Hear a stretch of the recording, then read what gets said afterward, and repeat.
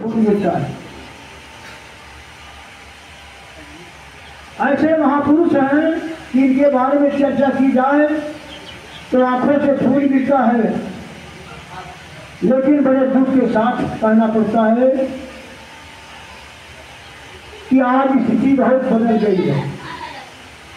14 अप्रैल हम बड़े धूमधाम से मनाते हैं। सारे लोग कहते हैं कि बाबा तेरा मिशन अधूरा और हम सब मिलकर करेंगे पूरा। और अभी आप लोगों ने एक प्रवचन सुना होगा भंते प्रियदर्शी जी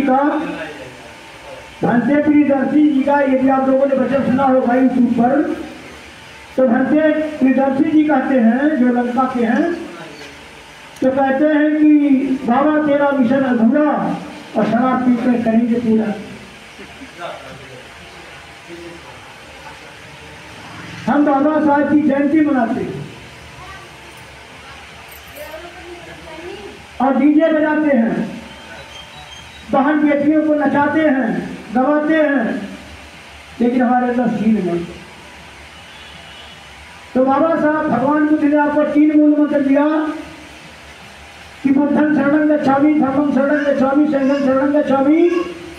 और धन्य है वो से तो बाबा साहब डॉक्टर बी आर अम्बेडकर, इन्होंने एक सील और बढ़ा दिया।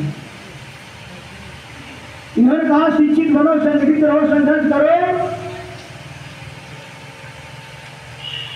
और धर्म परिवर्तन करो।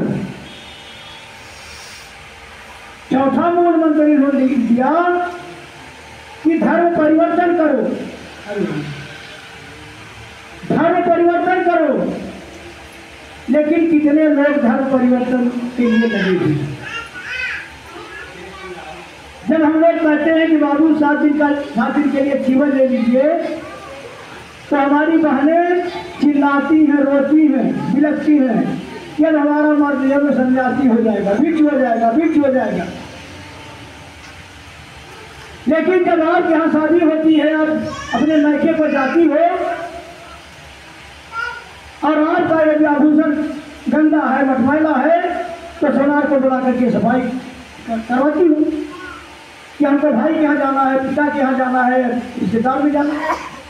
एक काम आपका पहले होता है। तो भगवान बुद्ध का धर्म है कि काया कर्म सुधार ले, वाणी कर्म सुधार और मन का कर्म सुधार ले, यही धर्म का स्थान।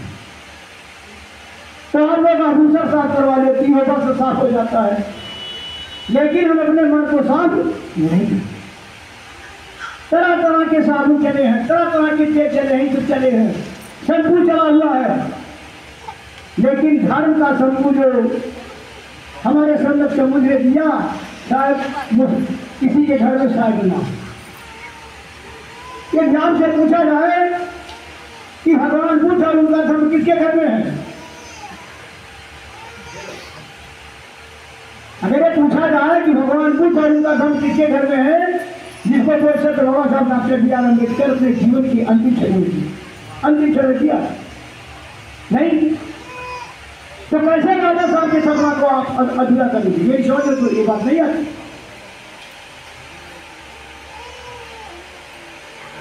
तो 2 किताबें आपके घर में रहना अनिवार्य है। अब बहुत सारे लोग कहते हैं कि गुरु जी हम पढ़े लिखे नहीं है, क्या करेंगे किताब? तो परिवार में कोई न कोई व्यक्ति, नाती पोता, कोई पढ़ा लिखा है, आप 10 मिनट बैठा करके एक अध्याय क्या संविधान का और चाहे एक अध्याय बाबा साहब डॉक्टर बी आर अम्बेडकर ने धर्म दिया उसका सुनिए। और जब सुनेंगे तो आपके अंदर जागृति आएगी और तब आप अपने धर्म को परिवर्तन करने के लिए कटिबद्ध होंगे, संकल्प लेंगे। बाबा साहब ने 2 बातें बहुत ऊंची कही है, क्योंकि हमारे उपाध्याय जी का वो है, संकेत है कि धर्म की चर्चा करेंगे, लेकिन हम बाबा साहब के बारे में 2 शब्द बोल देना चाहते हैं। हमने आपसे 10 मिनट समझ लिया। इन्होंने कहा कि शिक्षा और संस्कार जीवन के वो मूल मंत्र हैं जो शिक्षा कभी आपको झुकने नहीं देती और संस्कार कभी आपको गिरने नहीं देता। शिक्षा कभी झुकने नहीं देता, बाबा साहब सिमरलाल महाराज कैसे हुए? ऐसे हो गए। इस शिक्षा का देन है जो सिमरलाल महाराज बाबा साहब ने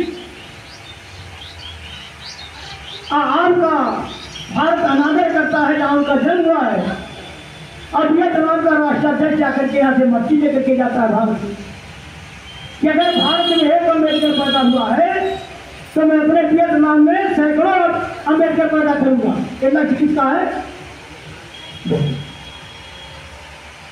समझना है हमें इस चीज को, जानना है इस चीज को। माने हमारा विशेष तौर पर ध्यान लगा दीजिए। अगर ये आपको टकराना है